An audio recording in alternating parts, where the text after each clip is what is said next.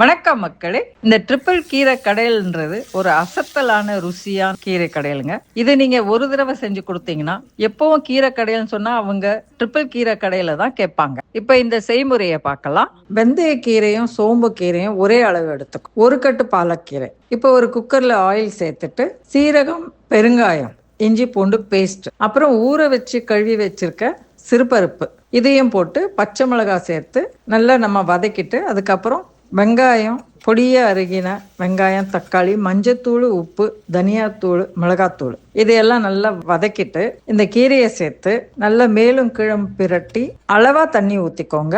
அது நல்லா வெந்து வந்தோம் 3 விசில் விட்டுடுங்க. அப்புறம் எடுத்து நல்லா மசிச்சுட்டு அதில் காஞ்ச மிளகா, பெருங்காயம், சீரகம், கடுகு போட்டு தாளித்து சுட சுட சாதத்துக்கு இந்த கீரையும் நெய்யும் சேர்த்து கொடுத்து பாருங்க. நீங்களும் சாப்பிட்டு பாருங்க மக்களை. இனிமே கீரை கடையல்னு சொன்னா உங்க வீட்டில் ட்ரிபிள் கீரை கடையல் அப்படின்னு தான் கேட்பாங்க. ஒரு ஆரோக்கியமான சத்தான ஒரு கீரை கடையல் செஞ்சு பாருங்க. நன்றி மக்களே.